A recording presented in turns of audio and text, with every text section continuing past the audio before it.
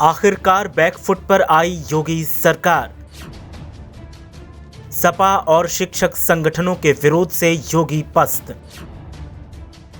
शिक्षकों की मौत पर सरकार ने दिया था अमानवीय आंकड़ा। शिक्षक संगठनों और अखिलेश यादव ने बजाई सरकार की बैंड।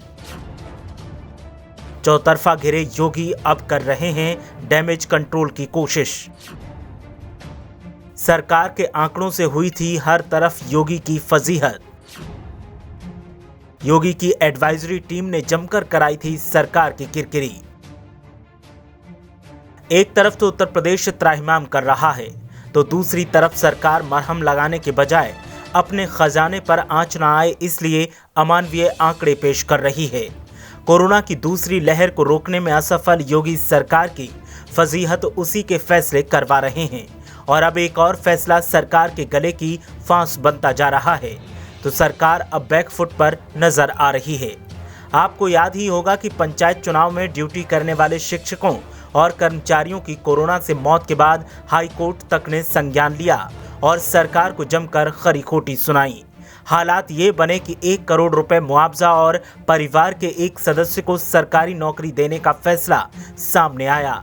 ऐसे में प्रदेश सरकार के मंदबुद्धि एडवाइजर्स ने सरकार की और सीएम की किरकिरी करवाने में अपना फिर से योगदान दिया और सरकार को आंकड़ा दिया गया कि चुनावी ड्यूटी पर मात्र 3 शिक्षकों की कोरोना से मौत हुई।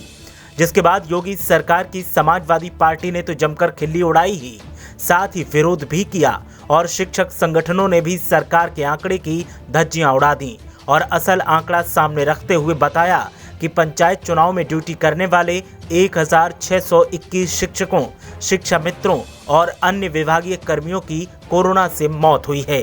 साथ ही प्रदेश सरकार के अमानवीय आंकड़े पर सरकार की एक के बाद एक ऐसी धज्जियां उड़ाई कि सरकार को जवाब देते नहीं बना। वहीं अब प्रदेश की योगी आदित्यनाथ सरकार को लगा कि वो चौतरफा गिर रही है, तो फिर डैमेज कंट्रोल के लिए ठीकरा राज्य निर्वाचन आयोग की गाइडलाइंस पर फोड़ दिया और दावा किया गया कि जब गाइडलाइंस आई थीं तब कोरोना नहीं था।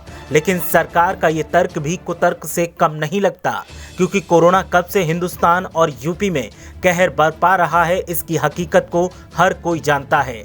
ऐसे में अब योगी सरकार का दावा है कि वो चुनाव आयोग से नियमों में संशोधन करवाकर पीड़ितों को इंसाफ देगी।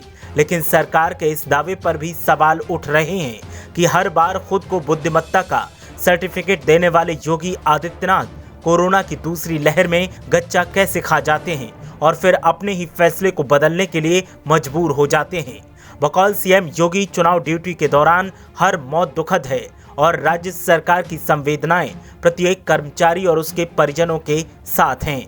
सीएम योगी के अनुसार चुनाव ड्यूटी करने वाले जो भी लोग कोरोना के कारण दिवंगत हुए हैं, उन्हें चुनाव आयोग की गाइडलाइन में संशोधन कर मुआवजा और परिवार के एक सदस्य को नौकरी दी जानी चाहिए।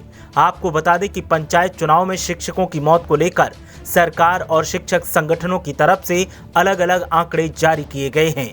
यूपी सरकार ने चुनाव आयोग की गाइडलाइंस का हवाला देते हुए कहा कि 3 शिक्षकों की मौत की प्रामाणिक सूचना राज्य आयोग को दी गई है। ऐसे में शिक्षक संगठन और समाजवादी पार्टी ने पुरजोर तरीके से योगी सरकार की बैंड बजानी शुरू कर दी और जब सरकार को लगा कि उसके आंकड़े से उसी की जमकर फजीहत हो रही है, तो चेहरे पर पुती कालिख को मिटाने के लिए सरकार ने अब गाइडलाइंस के सहारे खुद को बचाने की कोशिश की है। ऐसा शिक्षक संगठनों का कहना है, जिसमें तमाम सियासी दल हाँ में हाँ मिला रहे हैं। वहीं कांग्रेस का कहना है कि थूक कर चाटना अगर किसी से सीखना है तो फिर योगी सरकार से अच्छी ट्रेनिंग कोई नहीं दे सकता। अब देखना यह है कि विपक्ष का दावा सच साबित होता है या फिर योगी आदित्यनाथ सरकार अपनी बिगड़ी छवि को सुधारने में कामयाब हो पाती है।